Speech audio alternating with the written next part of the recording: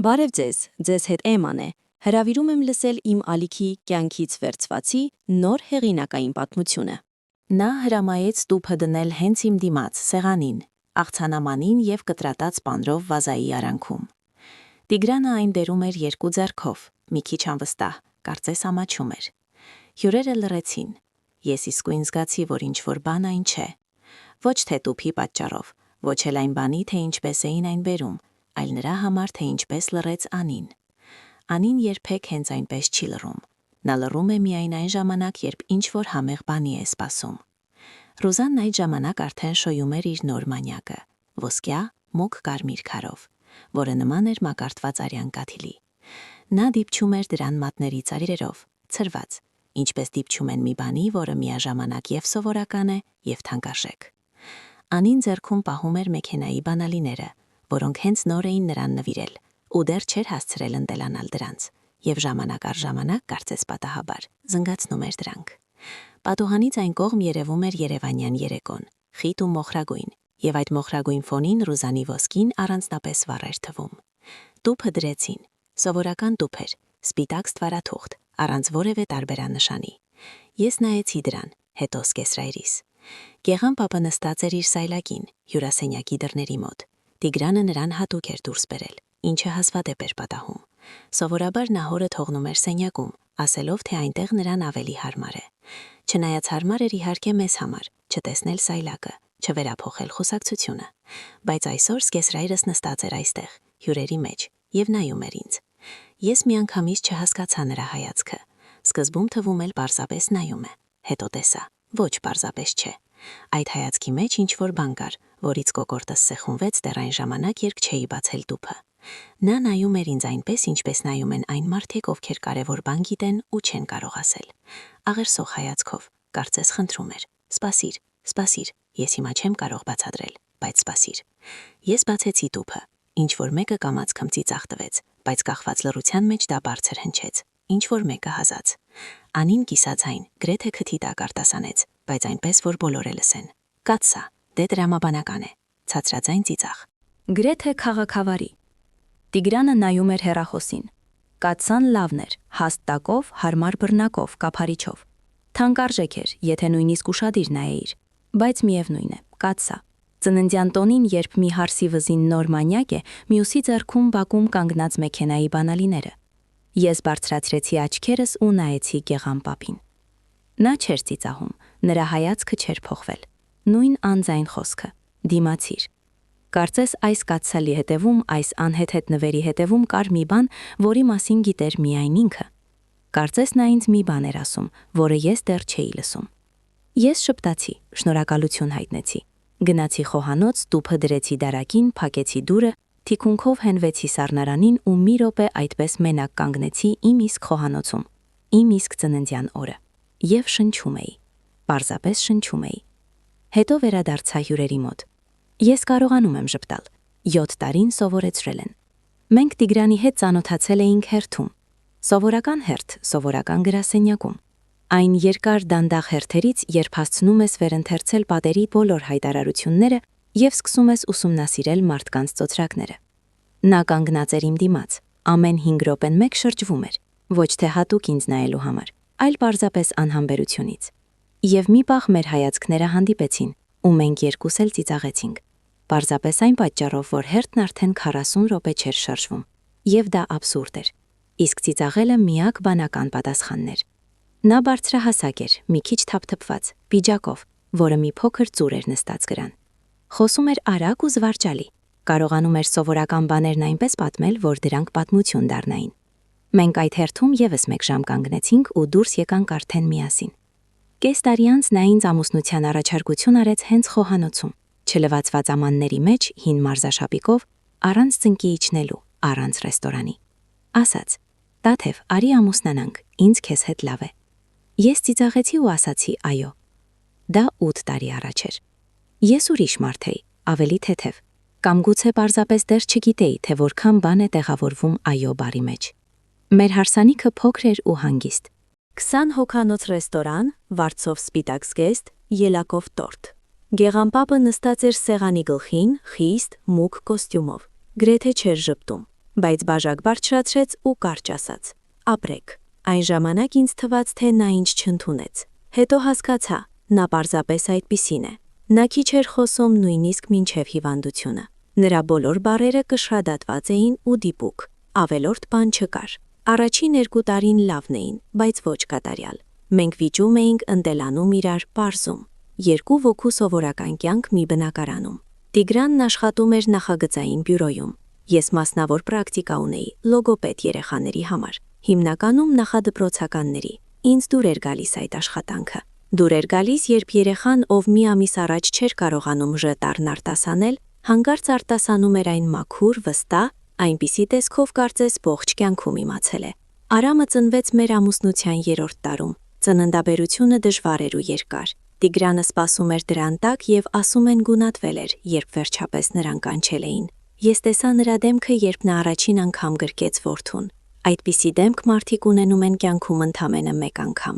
Բաց, անկեղծ։ Ես այն ժամանակ մտածում էի հիմա ամեն ինչ լավ կլինի։ Մտածում էի հիմա մենք իսկական ընտանիք ենք։ Ինսուլտը եղավ Արամի ծնվելուց 8 ամիս անց։ Զանգը եկավ գիշերը։ Ես կերակրում էի որդուս։ Տիգրանը քնած էր։ Հեռախոսը թրթրաց պահարանի վրա և ես հասցրեցի վերցնել այն նախքան ամուսնուս արթնանալը։ Զանգում էր Կարենը, ավագ եղբայրը։ Նրա ձայնը տարօրինակ էր, անկենդան, թաթև, հորսվիկա կվատե։ Շտապօգնությունն արդեն ճանապարհին է, արթնացրու Տիգրանին։ Մենք տեղ հասանք 20 րոպեում։ Գեղամպապը վերակենդանացման բաժանմունքում էր։ Մարմնի աջ կողմը չէր լսում։ Խոսքը գրեթե ամբողջությամբ կորել էր։ Բժիշկն ինչ-որ բան էր ասում հեմորագիկ ինսուլտի մասին, վնասվածքի ծավալի մասին, վերականգնման մասին, որը տարիներ կտևի, եթե ընդհանրապես հնարավոր լինի։ Կարենը գլխով էր անում այնպիսի տեսքով, կարծես տեղեկատվությունը պարզապես իգիտություն էր ընդունում։ Նարեկը թաքնվում էր հեռախոսի մեջ, Տիգրանը բռնել էր ձեռքս ու լռում էր։ Հետո եղավ ընտանեկան խորհուրդ։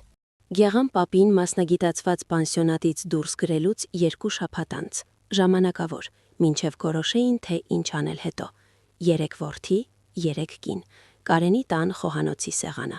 Ռուզանը սուրճ մատուցեց ու նրբանկատորեն հեռացավ, ինչպես իրեն էր թվում։ Անին մնաց։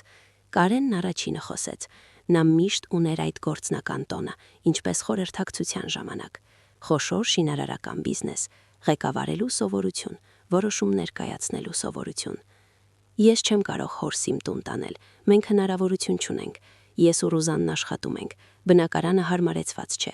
Ես պատրաստ եմ վճարել լավ պանսիոնատի համար։ Նարեկը հայացքը փոխանակեց Անիի հետ։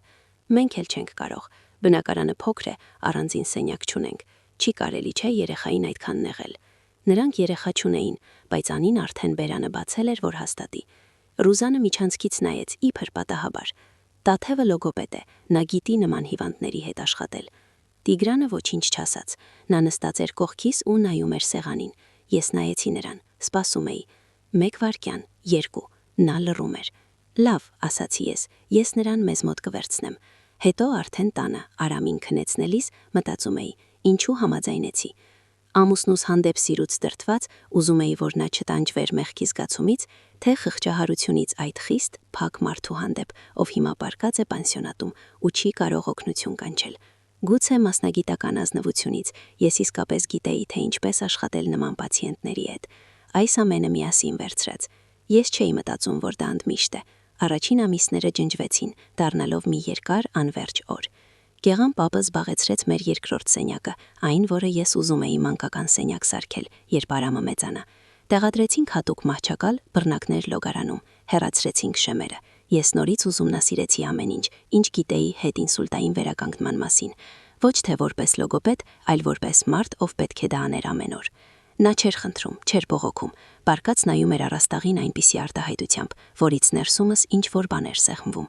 Դա ոչ պարկություն էր, ոչ էլ հուսահատություն։ Դա ավելի վառ բան էր։ Մի մարդու անտանելի արժանապատվություն, ով ողջ կյանքում ոչ մեկից կախված չի եղել, իսկ հիմա չէր կարողանում նույնիսկ մի բաժակ ջրին հասնել։ Առաջին ժամանակներում նա շրջվում էր, երբ ես օգնում էի տակտիրների հարցում, շրջվում էր ու սեղմում շրթունքները։ Ես ամեն ինչ անում էի արագ, հանգիստ, առանց ավելորդ խոսքերի, ինչպես երեխաների հետ, ովքեր ամաչում են, երբ իրենց մոտ մի բան չի ստացվում։ 1 ամիս անց նա դադարեց շրջվել։ Դա փոքրիկ հաղթանակ էր։ Առողջ ձախ ձեռքի մարզումները, որը պետք էր դարձնել աշխատունակ։ Վարժություններ ամեն օր, պարզ, միապաղաղ, հյուծող։ Ես նստում էի կողքին ու բարձրաձայն հաշվում, նա շարժում էր մատները, ու նրա դեմքից երևում էր, թե ինչ արժեր իրեն յուրաքանչյուր շարժումը, բայց նա անում էր, առանց խոսքի, առանց հրաժարվելու։ Զինվորական կեցվածք, այդ մարդու մեջ դա ոչ մի տեղ չէր կորել, պարզապես տեղափոխվել էր ներս։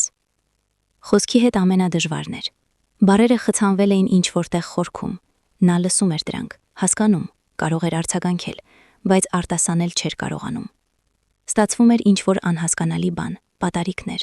եւ դա նրան տանջում էր, ես տեսնում էի, տանջում էր։ Նախկին զինվորական ինժեներ, մարդ, ով սովորեր ձևակերպել հստակ ու չէր հանդուրժում անճշտություն, եւ հանկարծ համրություն։ Ես աշխատում էի նրա հետ այնպես, ինչպես երեխաների հետ, չէի շտապեցնում, նրա փոխարեն չէի ավարտում նախադասությունները, ժամանակ էի տալիս։ Սովորեցնում էի շնչել հնչյունից առաջ, սովորեցնում էի գտնել բառերն այնտեղ, որտեղ դրանք դեռ մնացել էին։ 3 ամիս անց նա արտասանեց առաջին բառը։ Ես առավոտյան ներս մտա նախաճաշով, շիլա, թեյ, դեղերը բնագիտի վրա։ Նա նայեց ինձ երկար, ինչպես միշտ, իր այդ ուշադիր հայացքով, որը ոչինչ բաց չէր թողնում։ Հետո բացեց բերանը, ես քարացա։ Նա ջանք գործադրեց, ֆիզիկապես տեսանելի, կարծես ծանր բաներ բարձրացնում։ Դա, թա, թև, ոչ թե որդի, ոչ թե Կարեն, ոչ թե օգնեք, իմ անունը, 2 վանք, իմ անունն առաջինը։ Ես սկուտեղը դրեցի Բահրանին ու դուրս եկա միջանցք։ Մի պահ կանգնեցի այնտեղ, պատին նայելով, ես ուժ չունեի նույնիսկ լաց լինելու։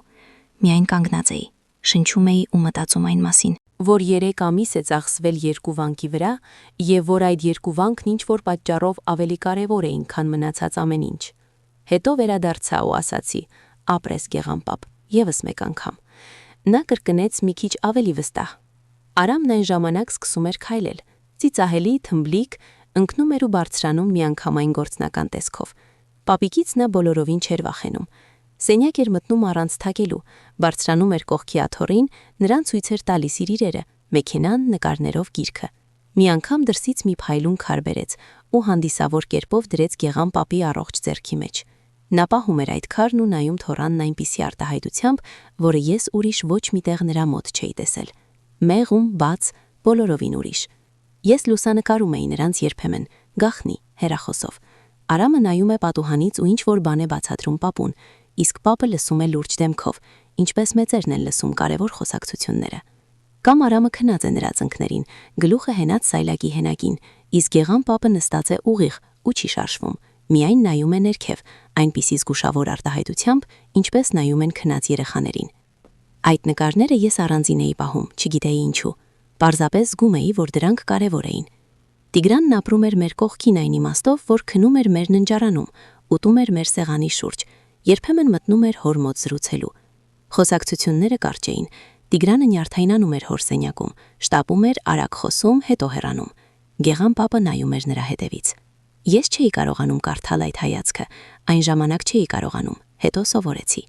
Մի երեկո Տիգրանը հեռախոսը մոռացավ խոհանոցում։ Նա գնաց լոգանք ընդունելու։ Հեռախոսը մնաց սեղանին, էկրանը դեպի վերև։ Եվ երբ ես կողքով անցնում էի, այն թրթրաց։ Հաղորդագրություն։ Ես չկարդացի, միայն տեսա ուղարկողի անունը, մինչև էկրանը հանգավ։ Վիկա եւ մի պարզ գլոր սմայլիկ։ Ես մի քանի վայրկյան կանգնեցի այդ հեռախոսի մոտ, հետո վերցրեցի ու շրջեցի այն էկրանը դեպի ներքև։ Գնացի Արամին քնեցնելու։ Գուցե գործընկեր է, գուցե ես հոգնել եմ ու ամեն ինչ չափազանցնում եմ, գուցե պարզապես անուն է։ Ես կարողանում էի ինձ համոզել։ Այն ժամանակ դեռ կարողանում էի։ Հյուրերը ուշ գնացին։ Անին ամենաերկարը մնաց միջանցքի հայելու մոտ։ Ուղում էր սանրվածքը, ինչ որ բան էր ասում հրաշալի երեկոյի մասին, բայց ընդ որում ինձ չէր նայում։ Ռուզանը գնում էր ձեռքով բռնած մանյակը, կարծես վախենում էր կորցնել։ Կարենը հրաժեշտ տալիս ձեռքսամուր սեղմեց գործնական ձևով ու ասաց. «Շնորհավոր տոնդը»։ Ինչպես ասում են, ցտեսություն։ Տիգրանը գնաց հացի հետևից։ Երեկոյան ժամը 11-ի մոտ էր։ Ես ոչինչ չասացի։ Արամը քնած էր։ Գեղամպապը պառկած էր իր մոտ։ Ես ներս նայեցի։ Նա քնած չէր, նայում էր առաստաղին, բայց երբ ես ներս մտա, շրջեց գլուխն ու երկար նայեց ինձ։ Ես ասացի բարի գիշեր ու փակեցի դուռը։ Խոհանոցում սովորական հետտոնական խառնաշփոթ էր։ բաժակներ, ափսեներ, ինչ-որ մեկի մոռացած անձեռոցիկները։ Ես հավաքում էի ամանները, եւ դուփը կանգնած էր դարակի եզրին, այնտեղ, որտեղ ես այն տարել էի երեկոյի հենց սկզբում։ Ես վերցրեցի այն, որպեսզի դնեմ պահարանի մեջ, եւ զգացի դուփն ավելի ծանր էր, քան պետք է լիներ։ Զգալիորեն ծանր։ Ես թափահարեցի։ Ներսում ինչ-որ բան կամաց խշխշում էր, հազիվ լսելի։ Ես հանեցի կափարիչը։ Կաթսան պարկած էր ներսում, փաթաթված տվարաթղթով։ Սովորական հաստ պատերով կաթսա։ Լավը, թանկարժեք։ Ես բարձրացրեցի այն։ Դրա տակ ստվարաթղթե ամուր տակտիր կար։ Ես բարձրացրեցի տակտիրը։ Այնտեղ երկու ծրար կար։ Մեկը պարզապես սպիտակ էր, սոսնձված։ Վրան իմ անունն էր, անվարժ անծանոթ ձեռագրով, Տաթևին։ Երկրորդն ավելի մեծ էր ու հաստ։ Վրան գրված էր ուրիշ ձեռագրով, կոկիկ, մասնագիտական, նոտար, եւ մի փոքր ներքև, ամսաթիվը։ Բայց այն մուգ մարկերով դիտավորյալ ջնջված էր այնպես, որ հնարավոր չլիներ կարդալ։ Ես կանգնած էի այդ տուփի մոտ, դատարկ խոհանոցում։ Պատիժամացույցը ցույց էր տալիս գրեթե կեսգիշեր, եւ քաղաքում ինչ-որ տեղ ամուսինս գնում էր հացի հետևից։ Ձեռքումս երկու ծրար էր, ու ես ոչինչ չէի հասկանում։ Այդ գիշեր ես չբացեցի ծրարները։ Կանգնած էի տուփի մոտ, պահում էի դրանք ձեռքերումս ու մի պահ հասկացա, որ պարզապես պատրաստ չեմ։ Ոչ թե ֆիզիկապես, այլ հոգեպես, կարծես ներսումս ինչ-որ մեկն ասաց։ Ոչ հիմա։ Ոչ այս գիշեր, երբ ամուսինս անհայտացել է հացի հետևից երեկոյան ժամը 11-ին։ Երբ խոհանոցում դեռ օտար օծանելիքի հոտ է փչում։ Ոչ, օծանելիք բառն արգելված է։ Օտար ներկայության հոտ է փչում, տոնի մնացորդների, որն ամենիվին էլ տոն չել։ Ես ծրարները հետ դրեցի ստվարաթղթե տակտիրի տակ, փակեցի տուփը, տարաննջարան, դրեցի պահարանի վերին դարակին, վրան լցրեցի հին ամսագրերի դիզը, որոնք վաղուց էի ուզում դեն նետել, բայց ձեռքս չէր հասնում։ Հիմա դրանք պետք է կան։ Հետո պառկեցի, նայում էի առաստաղին։ Տիգրանը վերադարձավ ժամը 1-ի մոտ, առանց հացի։ Ես չհարցրեցի։ Նա պառկեց կողքիս, շրջվեց դեպի պատը եւ մի քանի րոպե անց սկսեց հավասարաչափ շնչել, կամ ձևացրեց, թե շնչում է։ Ես պառկած լսում էի նրա այդ շնչառությունը ու մտածում. գուցե այնտեղ պարզապես հին թղթեր են, բնակարանի փաստաթղթեր, որոնք սկեսրայրս պահել է ու որոշել փոխանցել։ Գուցե ես ամեն ինչ չափազանցնում եմ, գուցե պարզապես հոգնած եմ, եւ հոգնածությունը սովորական բաները հանելուկ է դարձնում։ Ես կարողանում եմ ինձ համոզել։ Այն ժամանակ դեռ ամեն ինչ կարողանում էի։ Պլանշետը հայտնվեց խնամքի երկրորդ տարում։ Ես այն գնեցի մարտին, անձրևոտ, ցեխոտ մի օր, երբ ձյուն արդեն սպիտակ չէր, այլ մոխրագույն ու ծանր, ինչպես թրջված բամբակը։ Գեղամ պապն այդ մասին գրավոր խնդրեց, թղթի վրա ձախ ձեռքով դանդաղ գրեց, տար առ տար, П, Լ, Ն։ Հետո ավելացրեց Մ, Ց, Կ, Ջ։ Ես միանգամից չհասկացա, վերահարցրեցի։ Նա համբերատար կերպով կրկնեց տառերով, այն տեսքով, որով համբերատար մարդիկ անհամբերներին բացատրում են ակնհայտ բաները։ Պլանշետ, մեծ կոճակներով, գրահեցի ես։ Նա դանդաղ փակեց աչքերը։ Դա նրա այոն էր, վաղուց արդեն հաստատված նշանը։ Արագ թարթելը, ոչ, դանդաղ փակելը, այո։ Մենք մշակել էինք այս համակարգն առաջին շաբաթների ընթացքում, երբ ես հասկացա, որ նրա համար տանջալի է ամեն անգամ գլխովանելը, որ պարանոցը հոգնում է, որ նվաստացուցիչ է գլխովանելը երեխայի պես։ Տիգրանը երբ ասացի քմծի ծաղտվեց. ինչի դեպեցք պապ, մեկ է նորմալ չես գրի։ Ես պլանշետը գնեցի հաջորդ օրը, լավը, մեծ էկրանով, կարգավորումների մեջ խոշոր տառերով։ Գտա տեքստ հավաքելու հավելված, որտեղ կոճակներն ափի-չափ էին։ Բերեցի, միացրեցի, ցույց տվեցի ինչպես օգտվել։ Գեղամ պապը երկար նայեց էկրանին, հետո սկսեց հավաքել։ Դանդաղ։ Ձախ ձեռքն ավելի լավ էր լսում, քան սկզբում, բայց միևնույն է, ամբողջությամբ չէր լսում։ Մի տառ, դադար, եւս մեկ տառ, սխալմունք, ուղում, եւս մեկ տառ։ Ես նստած էի կողքին ու սպասում էի։ Վերջապես նա պլանշետը շրջեց դեպի ինձ։ Էկրանին գրված էր ՇՆՌԿԼ։ Ես չհասկացա, սկզբում նայում էի, հետո նա մատով դանդաղ ու ճշգրիտ կպավ ինձ։ Շնորհակալություն, վերահարցրեցի ես, աչքերի դանդաղ փակում։ Ես նայում էի այդ ՇՆՌԿԼ-ին ու զգում էի մի բան, որը նման էր այն զգացողությանը, երբ նա առաջին անգամ արտասանեց իմ անունը։ Ոչ թե ուրախություն, այլ ուրախությունից ավելի սուր մի բան, որից շունչդ կտրվում է։ Խնդրեմ, Գեղամ պապ, ասացի ես, առողջությամբ օգտագործեք։ Կարենն ու Ռուզանը եկան մայիսին, նրանք գալիս էին մոտ կես տարին մեկ։ Միշտ նախապես տեղեկացնում էին, միշտ իրենց համար հարմար ժամին, միշտ կարևոր պարտք կատարող մարդկանց տեսքով։ Ռուզանը ներս էր մտնում միջանցք երկար վերարկուով, արագ հայացքով զննում էր շուրջը, ինչպես հյուրանոցներում են զննում, գնահատելով մակարդակը, եւ հանում էր վերարկուն այնպիսի տեսքով, կարծես լավություն էր անում կախիչին։ Այդ անգամ նա մտավ զգեսրայրիս մոտ ծաղկե փնջով, վառ քրիզանթեմներ, ցելոֆանը խշխշում է։ Կանգնեց մահճակալի մոտ, ժպտաց, ասաց. «Պապիկ ջան, ինչպես ես», ոչ թե հարցնելով, այլ փաստելով, առանց պատասխանի սպասելու, եւ հանեց հեռախոսը, լուսանկարվեց Գեղամպապի կողքին, նայեց նկարին, ուղեց մազերը, եւս մեկ նկար արեց, հետո դուրս եկավ միջանցք ու կամաց ասաց ինձ. «Այնտեղ հոտ կա, ավելի հաճախ պիտի օթափողես»։ Ես օթափողում էի ամեն առավոտ, բայց այնտեղ հոտ կա, այո, այդպես հոտ է գալիս ծանր հիվանդների սենյակներից, եւ ոչ մի օթափողություն դա ամբողջությամբ չի փոխում։ Ես ոչինչ չպատասխանեցի Ռուզանին։ Կարենը հոր մոտ մնաց մոտ 40 րոպե։ Այդ ժամանակի մեծ մասը ինքն էր խոսում, բիզնեսից, նոր օբյեկտից, այն մասին, թե որքան դժվար է հիմա թույլտվություններ ստանալը։ Գեղամպապը պառկած էր ու նայում էր առաստաղին։ Հետո Կարենը փոքրինչ փոխեց տոնը, դարձավ ավելի մեղմ, գրեթե մտերիմ։ «Պապ, լսիր, քո բնակարանը աջափնյակում դատարկ կանգնած է։ Մեկ է դու այնտեղ չես վերադառնալու։ Ինչի համար է։ Արի ձևակերպենք իմ անունով։ Ես վարձով կտամ, գոնե մի եկամուտ կգա»։ Դե կամ կվաճառեմ, եթե այդպես ավելի լավ լինի։ Ինչպես ասես։ Լռություն։ Պապ։ Գեղամպապը դանդաղ շրջեց գլուխը, ոչ թե դեպի Կարենը, այլ դեպի պատը։ Պարզապես շրջվեց, առանց բառերի, առանց պլանշետի։ Պարզապես շրջվեց, եւ այդ շարժման մեջ էր այն ամենը, ինչ նա մտածում էր այդ առիթով։ Կարենը մի քիչ էլ նստեց, վեր կացավ։ «Լավ, պապ, լավացիր»։ Դուրս եկավ միջանցք ու ինձ ասաց. «Նա ընդհանրապես հասկանում է, գլխի ընկնում է»։ «Այո, Կարեն, հասկանում է»։ Բայց տարօրինակ է դարձել։ Նրանք գնացին մեկ ժամ անց։ Ռուզանը հրաժեշտ տալիս հարցրեց. «Արդյոք օգնության կարիք չունեմ խնամքի հարցում»։ Ես ասացի ոչ։ Նա թեթևացած գլխով արեց։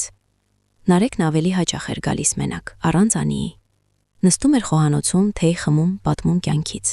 Նա միշտ ինչ-որ պատմություն ուներ անարդար պետի մասին, մեքենայի մասին, որը հենց անհարմար պահին փչացել էր, հարևանների մասին, որոնք առավոտյան պատերն են գայլիկոնում։ Նա կարողանում էր բողոքել առանց նեղացնելու, ինքնահեգնանքով, եւ ուրիշ իրավիճակում երևի հաճելի զրուցակից կլիներ։ Այդ անգամ նա մտավ հոր մոտ, նստեց մոտ 10 րոպե, հետո վերադարձավ խոհանոց, այնպիսի տեսքով կարծես գործ ուներ։ «Տաթև, լսիր, մինչև աշխատավարձս մի քիչ գումար է պակասում, 50,000 դրամ։ Կարող եմ հայրիկից վերցնել։ Դեմ չես լինի, եթե իրեն ասեմ»։ «Դա իմ գործը չէ, Նարեկ», ասացի ես, «դա իր փողն է»։ Դե հա, պարզապես ուզում էի զգուշացնել։ Նա վերադարձավ հոր մոտ, ես լսում էի կիսաբաց դրան արանքից, ոչ թե հատուկ, պարզապես բնակարանը փոքր էր։ «Պապ, օգնություն է պետք։ Մինչև աշխատավարձս մի քիչ, դադար, հետո 50, եւս մի դադար»։ Հետո Նարեկը դուրս եկավ այնպիսի տեսքով, կարծես ստացել էր ուզածը։ Գեղամպապի գումարները քարտի վրային։ Ես օգնում էի նրան վճարումների հարցում, գիտեի PIN կոդը, որովհետև ինքն արդեն չէր կարողանում։ Նա միշտ գլխով էր անում, երբ ես հաստատում էի խնդրում։ Ես Նարեկին փոխանցեցի 50,000 դրամը։ Նարեկը շնորհակալություն հայտնեց, գնաց։ Մինչև աշխատավարձ նա երբեք չէր վերադարձնում։ Այն անգամ, երբ Նարեկն արդեն պատրաստվում էր գնալ, զանգեց Անին։ Նա վերցրեց հեռախոսը միջանցքում, բայց սովորության համաձայն դրեց բարձրախոսի վրա, կամ մոռացավ անջատել։ «Դեռ այնտեղ ես»։ Անիի ձայնը կտրուկ էր, արագ։ «Դեռ երկար ես մնալու»։ «Արդեն գնում եմ»։ «Սպասիր, փողը վերցրեցիր»։ «Վերցրեցի»։ «Լավ, իսկ ամառանոցի հարցը իմացիր»։ «Պետք է վերաձևակերպել, քանի դեռ նա հասկանում է, հետո ուշ կլինի»։ «Անի, հիմա չէ», ասաց Նարեկը կամաց։ «Բա երբ։ Դու միշտ ասում ես հիմա չէ»։ Կարենն էլ է ձգձգում։ «Իսկ հետո ամեն ինչ պետությանը կմնա»։ «Հետո կզանգեմ քեզ»։ Նա անջատեց հեռախոսը, հպանցիկ նարեց ինձ մեղավոր տեսքով։ «Դե առայժմ, Տաթև, շնորհակալություն թեյի համար»։ Դուռը փակվեց։ Ես գնացի զգեսրայրիս մոտ։ Նա նայում էր պատուհանից։ Նրա ձեռքի մատները, որոնք դրված էին հենակին, սեղմված էին։ Ոչ թե ջղաձգորեն, այլ դիտավորյալ, դանդաղ, ինչպես սեղմում են բռունցքը, երբ չեն ուզում, որ նկատեն։ Ես ոչինչ չասացի։ Պարզապես ջրի բաժակը տեղափոխեցի նրան ավելի մոտ։ Նա շեղ նայեց ինձ։ Ես բռնեցի նրա հայացքը, եւ դրա մեջ ինչ-որ բան կար, որից ինձ ուզեցի դուրս գալ ու չվերադառնալ։ Ոչ թե նրանից։ Պարզապես գնալ միտեղ, որտեղ այս ամենը չկա։ Երբեմն երեկոյան, երբ Արամն ու սկեսրայրս քնում էին, ես զանգում էի Իրինային։ Մենք ընկերություն էինք անում ինստիտուտից։ Նա սովորում էր դեֆեկտոլոգիայի բաժնում, ես լոգոպեդիայի։ Պրակտիկան միասին էինք անցել, այնտեղ էլ ծանոթացել էինք։ Իրինան այն մարդկանցից էր, ովքեր ուղիղ են խոսում եւ ընդ որում մտածում են քո մասին։ Չեն խղճում, այլ հենց մտածում են։ Տաթև վաղուց չէիր զանգել, ասում էր նա։ Ինչպե՞ս ես։ Նորմալ։ Նորմալը պատասխան չէ։ Մի քիչ հոգնել եմ։ Մի քիչը նույնպես պատասխան չէ։ Ես ծիծաղում էի, հետո ասում էի ճշմարտությունը։ Մաս, ինչպես կարողանում էի։ Հոգնածության մասին։ Այն մասին, որ Տիգրանն ավելի ու ավելի հաճախ է ուշանում եւ ավելի ու ավելի հազվադեպ հարցնում, թե ինչպես է անցել օրս։ Այն մասին, որ ես երբեմն ինձ բռնացնում եմ այն մտքի վրա, որ չեմ հիշում, թե վերջին անգամ երբ եմ ինչ-որ բան արել միայն ինձ համար։ Հեռացիր նրանից, ասում էր Իրինան։ Իրին, մենք երեխա ունենք։ Ու ինչ։ Երեխան պատճառ է մնալ մի մարդու հետ, ով քեզ չի նայում։ Ես չգիտեմ, ասում էի ես անկեղծ։ Ես իսկապես չգիտեմ։ Գուցե ես հոգնել եմ ու ամեն ինչ չափազանցնում եմ։ Իրինան մի վարքյան լռում էր։ Դու չես չափազանցնում, Տաթև, դու նվազեցնում ես, դա ուրիշ բան է։ Ես չգիտեի ինչ պատասխանել նրան։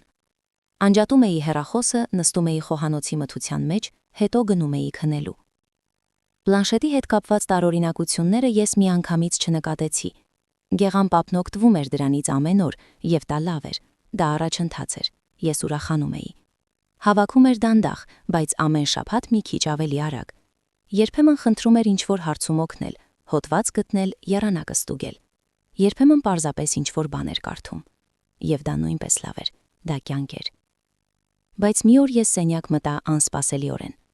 Նա չլսեց, թե ինչպես մոտեցա, Արամը միջանցքում աղմկում էր։ Եվ տեսա, որ սկեսրայրս կտրուկ փոխեց էկրանը։ Արագ, որքան թույլ էր տալիս ձեռքը, փակեց ինչ-որ բան։ Երբ բարձրացրեց գլուխն ու տեսավ ինձ, նրա դեմքը հանգիստ էր, չափազանց հանգիստ, ինչպես լինում է, երբ մարդը հասցնում է հավաքել իրեն։ Ես ձևացրեցի, թե չնկատեցի, դրեցի դեղերը, հարցրի ինչպես է զգում։ Նա պատասխանեց սովորական նշանով, աչքերի դանդաղ փակումով։ Նորմալ։ Հաջորդ անգամ նորից անսպասելի մտա, նորից էկրանի փոփոխություն։ Բայց այս անգամ ես հասցրեցի աչքի պոչով որսալ ինչ-որ նամակագրության նմանվող բան։ Ոչ էլեկտրոնային փոստեր, ոչ սոցցանցեր, ինչ-որ ուրիշ բան։ Messenger թերևս։ Նա ինչ-որ մեկի հետ նամակագրություն էր անում։ Ես չհարցրի, նա չափահաս մարդ է։ Նամակագրության գաղտնիքը ոչ միայն օրենք է, այլև տառական հարգանք։ Բայց ես մտածում էի այդ մասին։ Ով կարող էր նրա հետ նամակագրություն անել այնպես, որ նա թաքցներ էկրանը։ Որդիները։ Ոչ, որդիներին նա պատասխանում էր իմ ներկայությամբ, առանց գաղտնիքների։ Ուրեմն մեկ ուրիշը։ Մի անգամ նա բարձրացրեց աչքերը, որսաց իմ հայացքը եւ նրա դեմքին ինչ-որ ներողության նմանվող բան կար։ Հենց դա էլ ինձ կանգնեցրեց, ոչ թե տագնապը, այլ այդ տարօրինակ լուր ներողությունը նրա հայացքում։ Կարծես նա ասում էր. «Չեմ ուզում քեզ վախեցնել, պարզապես դեռ ժամանակը չէ»։ Տիգրանը սկսեց տուն վերադառնալ ավելի ուշ։ Սկզբում հազվադեպ շաբաթը մեկ անգամ էր ուշանում աշխատանքից, հետո ավելի հաճախ, հետո գրեթե ամեն օր։ Նոր հոտ հայտնվեց հոկտեմբերին։ Թթվաշ անծանոթ հոտ, որը մնում էր օձիքին։ Նկատեցի, երբ կախում էի նրա բաճկոնը։ Մի անգամ նա հեռախոսը վերցրեց լոգարանում, ինքն էր մտել այնտեղ, հեռախոսը ձեռքին, փակել էր դուռը։ Պատի հետևից ես բառերը չէի լսում, միայն տոնայնությունը, ցածր, արագ, գրեթե շշուկով։ Դուրս եկավ կարմրած։ Կարենն էր զանգում, ասաց։ Ես գլխով արեցի։ Նոյեմբերին ես հարցրի ուղղակիորեն։ Մենք կանգնած էինք խոհանոցում։ Նա սուրճ էր խմում աշխատանքից առաջ։ Արամը դեռ քնած էր։ Ես ասացի հանգիստ, առանց նախապատրաստվելու։ Տիգրան, դու ինչ-որ մեկին ունես։ Նա դրեց բաժակը, նայեց ինձ, հետո պորտկաց։ Արագ, բարձր, ինչպես պորտկում են այն մարդիկ, ում հանկարծակի են բերել, եւ ովքեր պետք է հարձակվեն, որպեսզի չպաշտպանվեն։ Այդ ինչ հարց է։ Դու քեզ լսում ես։ Դու պարզապես հոգնել ես, ստրեսի մեջ ես, ամենտեղ խնդիրներ ես տեսնում։ Ես տուն եմ գալիս եւ նորմալ խոսակցության փոխարեն այսպիսի բաներ։ Հրաշալի սկիզբ օրվա համար։ Շնորհակալություն։ Ես լռում էի։ Տաթև, դու պարանոյայի մեջ ես, ասաց նա ավելի ցածր, արդեն հանդարտվելով։ Ամեն ինչ նորմալ է, պարզապես աշխատանքը շատ է։ Ես գլխով արեցի։ Նա գնաց։ Ես կանգնած նայում էի նրա կիսատ թողած սուրճին։ Հետո այն լցրեցի լվացարանի մեջ։ Գնացի Արամին արթնացնելու։ Դեկտեմբերին Իրինան ինձ հաղորդագրություն ուղարկեց, առանց նախազգուշացման, պարզապես սկրինշոտ։ Մի էջ սոցցանցում, ինչ որ Վիկտորիա Լալայան, 30 տարեկան, Ural պրոյեկտ նախագծային բյուրո, այն նույն բյուրոն, որտեղ աշխատում էր Տիգրանը։ Գլխավոր էջին լուսանկար էր, ռեստորան, գեղեցիկ է, մոմեր, Տիգրանն ու այդ կինը մի սեղանի շուրջ։ Նա ինչ որ բան է ասում, կինը նայում է նրան ու ծիծաղում։ Լուսանկարն արված է հենց կնոջ կողմից, ձգված ձեռքով, մակագրությունը իմ սիրելիի հետ։ Հրապարակման ամսաթիվը 2 շաբաթ առաջ։ Այդ երեկո Տիգրանն ինձ ասել էր, որ գնում է կորպորատիվ հավաքույթի։ Ես կարդացի Իրինայի հաղորդագրությունը, կանգնած միջանցքում, վերարկուով։ Հենց նոր էի եկել խանութից, Արամը դեռ կոշիկներով էր, խնդրում էր հանել։ Ես հանեցի նրա կոշիկները։ Արցակեցի բաճկոնը, ուղարկեցի պապիկի մոտ։ Նստիր, մաման հիմա կգա։ Մտա լոգարան ու փակվեցի։ Կանգնած նայում էի իմ արտացոլանքին հայելու մեջ։ Չէի լացում, պարզապես նայում էի։ Կորպորատիվ։ Արամը թակեց դուռը։ Մամա, այնտեղ ես։ Այո, արևս, ասացի ես հանգիստ։ Ես հիմա կգամ։ Լվացվեցի սառը ջրով, բացեցի դուռը, դուրս եկա։ Գեղամ պապի սենյակում Արամն արդեն բարձրացել էր սայլակի կողքի աթոռին, ու նրան ցույց էր տալիս նոր մեքենան, կարմիր, բացվող դռներով։ Սկեսրայրս նայում էր թորանը, հետո բարձրացրեց աչքերն ու նայեց ինձ։ Նա իսկույն տեսավ, ես չգիտեմ ինչպես։ Դեմքս հանգիստ էր։ Ես կարողանում եմ դեմքս պահել, բայց նա իսկույն տեսավ, երկար նայեց, հետո դանդաղ մեկնվեց դեպի պլանշետը։ Երկար էր հավաքում, ես սպասում էի։ Նա էկրանը շրջեց դեպի ինձ։ 3 բառ։ Ես ամեն ինչ գիտեմ։ Ես նայում էի այդ 3 բառին։ Արամն այդ ժամանակ մեքենայով ձայներ էր հանում ու մեզ չէր նկատում։ Պատուհանից այն կողմ ձյուն էր գալիս։ Այն նույն ձյունը, որը գալիս է դեկտեմբերին հանգիստ ու հավասարաչափ։ Կարծես ծածկում է այն ամենը, ինչ պետք չէ։ Ես վերցրեցի պլանշետը, ի պատասխան գրեցի 1 բառ։ Վաղուց։ Նա հետ վերցրեց պլանշետը, հավաքեց ցույց տվեց։ 4 տարի։ Ես պլանշետը դրեցի պահարամին։ Վեր կացա, ասացի Արամին. Արի գնանք ընտրելու որդիս։ Վերցրեցի նրա ձեռքը, դուրս եկա սենյակից։ Խոհանոցում ջուրը դրեցի տաքանալու։ Կտրատեցի հացը, դասավորեցի ափսեները։ Անում էի այդ ամենը մեթոդաբար, սովորականի պես։ Ինչպես անում ես 1000-րդ անգամ այն, ինչ անում ես ամեն օր։ 4 տարի։ Արամը մեքենայից էր խոսում։ Ես պատասխանում էի, գլխով էի անում, ժպտում էի։ Լցրեցի նրա թեյը, կտրատեցի պանիրը, ջուրը եռաց։ 4 տարի։ Առավոտյան ես նրա մոտ մտա նախաչաշով, ինչպես միշտ։ Սկուտեղը դրեցի պահարանին։ Մոտեցրի սեղանիկը։ Նա արդեն քնած չէր։ Պարկած նայում էր առաստաղին։ Բայց երբ ես մտա, շրջեց գլուխը։ Մենք լռեցինք։ Դա մեր մոտ նույնպես կարողություն էր։ Լռել իրար կողքի, չլցնելով լռությունը։ Ես նրան դա սովորեցրել էի ակամա։ Նա ինձ միտումնավոր։ Հետո ես վերցրեցի պլանշետն ու գրեցի։ Ինչպես իմացաք։ Նա այն վերցրեց ձեռքերիցս, երկար պահեց, ոչինչ չհավաքալով։ Ես չէի շտապեցնում։ Պատուհանից այն կողմ վաղ առավոտ էր, մոխրագույն հանգիստ։ Ձյունը գիշերվա ընթացքում նոր ու մաքուր էր նստել, և քիվին մի թռչուն էր նստած, որի անունը չգիտեի։ Վերջապես նա սկսեց հավաքել։ Դանդաղ, ուղումներով։ Ես կարդում էի տառերի հայտնվելուն պես։ Տիգրանը մոռանում էր դուրս գալ փոստից նոթբուքով։ Ես տեսա։ Ես նայում էի էկրանին։ Հետո գրեցի. Ինչու ինձ իսկույն չասացիք։ Նա վերցրեց պլանշետը, երկար նայեց էկրանին չհավաքելով, հետո այնուամենայնիվ գրեց. Դանդաղ, մի քանի անգամ ուղղելով։ Չէի կարող քեզ պաշտպանել։ Անօգնական էի։ Ամոթ էր։ Հետո որոշեցի այլ կերպ կանեմ։ Ես դա 3 անգամ կարդացի։ Այլ կերպ կանեմ։ Ինչպես այլ կերպ։ հարցրի ես բարձրաձայն։ Նա չպատասխանեց այդ հարցին։ Միայն նայեց ինձ երկար, հանգիստ հայացքով, որի մեջ կար. կիմանաս, ոչ հիմա, հետո, նմանվող մի բան։ Ես վեր կացա, ուղեցի նրա վերմակը, ասացի. կերեք, քանի չի սարել։ Նա գլխով արեց։ Ես դուրս եկա ու փակեցի դուռը։ Միջանցքում մի վայրկյան կանգնեցի։ Հետո գնացի Արամին արթնացնելու։ Ես մտածում էի այդ մասին ողջ օրը։ Եվ հաջորդ օրը։ Եվս մի քանի օր դրանից հետո։ Մտածում էի ինչպես էր դա երևում ներսից։ Պարկել ու իմանալ։ Կարդալ որդու նամակագրությունը։ Նոթբուքը բաց էր մնացել պահարանի վրա։ Տիգրանը պարզապես մոռացել էր դուրս գալ փոստից իր սովորական ցրվածության պատճառով։ Եվ նայել էկրանին ու կարդալ։ Եվ հնարավորություն չունենալ ոչ ճչալու, ոչ զանգելու, ոչ վերկենալու ու գնալ խոսելու։ Պարզապես պարկել ու իմանալ։ Ես աշխատել էի մարդկանց հետ, ովքեր չէին կարողանում խոսել։ Երեխաների հիմնականում։ Բայց լինում էին նաև մեծահասակներ վնասվածքներից հետո։ Ես գիտեի այդ զգացողությունը ներսից ոչ թե իմը, բայց այնքան մոտիկից տեսած,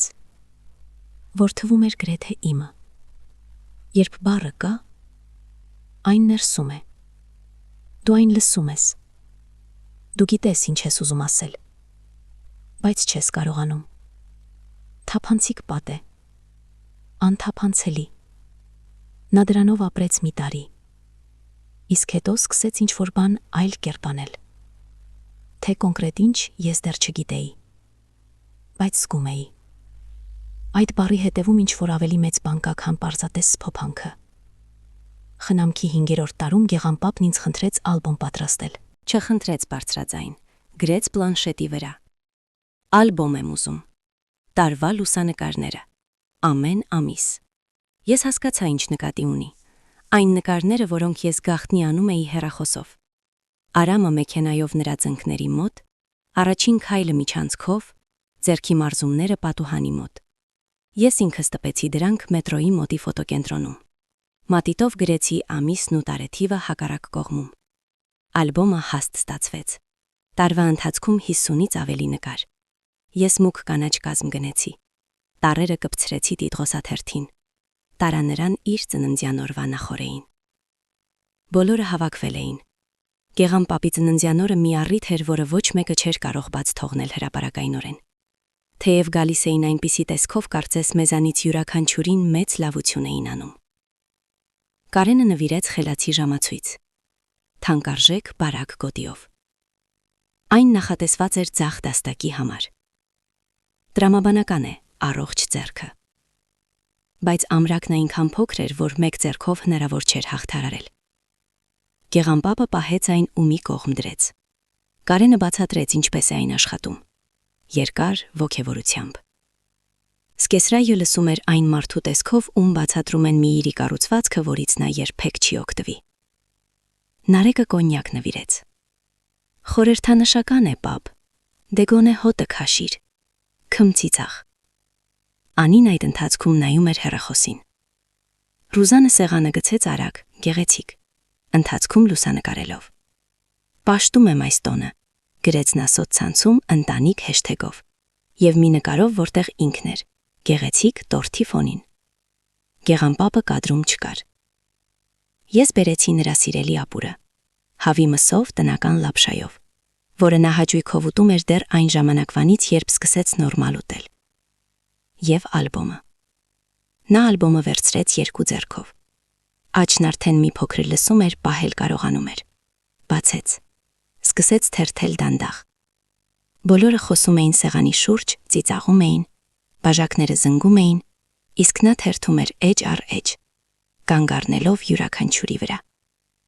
Եվ նրա դեմքից ես տեսնում էի այն, ինչ չէի տեսել ոչ մի այլ տեղ։ Մի հանգիստ ու կարևոր բան։ Ոչ թե սենտիմենտալություն, այլ ավելի ճշգրիտ մի բան։ Կարծես նա նայում էր մի բանի ապացույցին, որում նախկինում վստահ չէր։ Վերջին էջին այն լուսանկարն էր, որն արել էր Արամը, ինքնուրույն, անփույթ, ծուր հորիզոնով։ Դրանում Եսեի ու Գեղամ պապը, պատուհանի մոտ։ Ես ինչ-որ բան եմ ասում, նա նայում է ինձ։ Նրա դեմքն այդ նկարում այնպիսին է, ես ինքս նրան երբեք այդպիսին չէի տեսել։ Բաց, առանց սրահի։ Նրա այտով մի արցունք գլորվեց։ Դանդաղ, դեմքի ցախ կողմով։ Սեղանի շուրջ ոչ ոք չնկատեց։ Բոլորը խոսում էին, նկատեցի միայն ես։ Նա բարձրացրեց աչքերը, նայեց ինձ։ Ես ոչինչ չասացի, գլխով արեցի, հազիվ նկատելի։ Հետո Կարենը Տիգրանին տարավ խոհանոց։ Դուրը նրանք ծածկեցին, բայց չփակեցին։ Մեր նման բնակարաններում, հարևան սենյակներում իրական լռություն չի լինում։ Տիգրան, պետք է խոսել Աջափնյակի բնակարանի մասին։ Կարենի ձայնը գործնական էր ցածր։ Հայրիկի վիճակը վատանում է։ Պետք է հիմա, քանի դեռ նա կարող է ստորագրել։ Կարեն, հիմա չէ։ Բա երբ։ Դու միշտ ասում ես հիմա չէ։ Բնակարանը դատարկ է, մնում է այդպես։ Մեզ երեքիս հավասար։ Ես արդեն իմացել եմ ձևակերպման մասին։ Նա չի համաձայնի։ Ինչու ես այդքան վստահ։ Հարցրել ես։ Դադար։ Չեմ հարցրել, ասաց Տիգրանը։ Ինչ որ անհարմար է։ Անհարմար է իրեն։ Կարենը քմծի ծաղտվեց։ Տիգրան, դու նրա հետ նույն բնակարանում ես ապրում։ Թաթևը նրան խնամում է։ Դուք բոլորից շատ եք ներդրել։ Տրամաբանական է, որ դուք էլ ավելի շատ կստանաք։ Հորը բացադրել է դժվար չէ։ Նա ամեն ինչ հասկանում է, Կարեն։ Նա հիմար չէ։ Գիտեմ, որ հիմար չէ։ Հենց դրա համար էլ պետք է բացադրել նորմալ։ Մարդավարի։ Երկար լռություն։ Արի հետո, ասաց վերջապես Տիգրանը։ Ես կանգնած էի լվացարանի մոտ ու լվանում էի ամանները։ Գեղամ պապը նստած էր հյուրասենյակում։ Խոհանոցի դուռը բաց էր։ Ես չգիտեի նա լսել էր։ Հետո ներս մտա ափսեները հավաքելու։ Եվ նրանից, թե ինչպես էր բռնել ալբոմը, կարծես մի քիչ ավելի պինդ էր սեղմել։ Հասկացա լսել էր։ Անին այդ երեկո մնաց օգնելու հավաքել։ Դա անսպասելի էր։ Սովորաբար նա առաջինն էր հագնում վերարկուն։ Բայց այս անգամ ուշացավ։ Հավաքում էր ափսեները։ Խոսում էր Ռուզանի հետ։ Գեղամ պապը ննջում էր սայլակին։ Կամ ձևացնում էր, թե ննջում է։ Լսիր, Ռուզան, Անիի ձայնը ցածր էր, գրեթե շշուկ, բայց դատարկ բնակարանում ձայնը հեռու է գնում։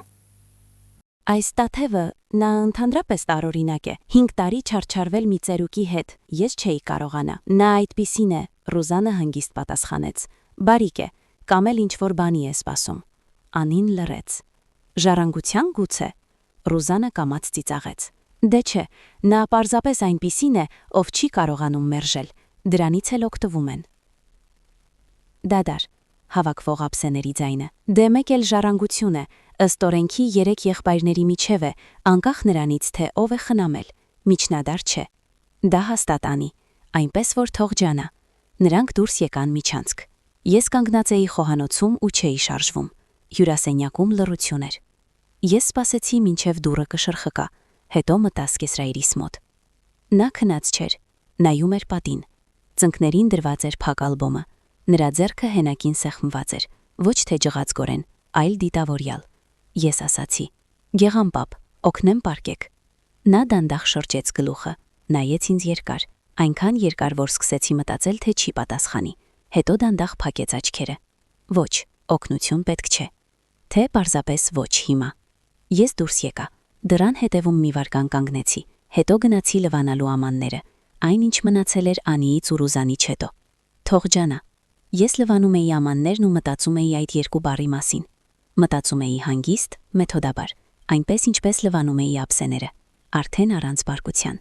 Բարկությունը առաջ էր, առաջին տարիներին։ Հիմա մնացել էր միայն պարզությունը։ Իրավիճակի ուրվագծերի ըմբռնման նման մի բան։ Ով որ քեղ է կանգնած, ով ինչ է մտածում, ով ինչի է սպասում։ Ես ամեն ինչ հասկանում էի, պարզապես դեռ չգիտեի ինչ անել այդ ամենի հետ։ Նոտարին տեսա միջանցքում, երբ Արամի հետ մանկապարտեզից վերադարձանք։ Անծանոթ կին էր, մոտ 60 տարեկան, կարճահասակ, մուգ շագետով։ Մազերը խնամքով հավաքված էին, ձեռքին կաշվե խախտապանակ։ Կանգնած էր սկեսրայրիս սենյակի դրան մոտ ու սպասում էր։ Ես կանգ առա դռների մեջ։ Բարև ձեզ։ Բարև ձեզ։ Ձայնը հանգիստ էր, պրոֆեսիոնալ։ Ես նոտար եմ։ Գեղամ պապն է ինձ հրավիրել։ Արամը կպել էր ձեռքիս, ու մանկական անմիջական հետաքրքրությամբ նայում էր անծանոթ մորաքրոջը։ Ինչպես է հրավիրել, հարցրի ես, էլեկտրոնային փոստի միջոցով։ Մենք նամակագրություն ենք ունեցել մոտ 3 շաբաթ։ 3 շաբաթ։ Նա 3 շաբաթ նամակագրություն էր ունեցել նոտարի հետ, մինչ ես կողքով անցուդարձ էի անում։ Ես նայեցի նրա սենյակի կողմը, հետո ներս մտա։ Գեղամ պապը նստած էր բազկաթոռին, ուղիղ, ինչպես միշտ, երբ կարևոր բանի էր սպասում։ Պլանշետը ծնկներին էր։ Նա նայեց ինձ։ Ես հարցրի կամաց, միայն հայացքով, դա ճիշտ է։ Նա դանդաղ փակեց աչքերը։ Ես դուրս եկա։ Նոտարին ասացի համեցեք խնդրեմ։ Վերցրի Արամի ձեռքը։ Արի գնանք զբոսնելու որդիս։ Բայց մենք նոր եկանք, ասաց Արամը։ Գիտեմ, արի մի քիչ էլ գնանք։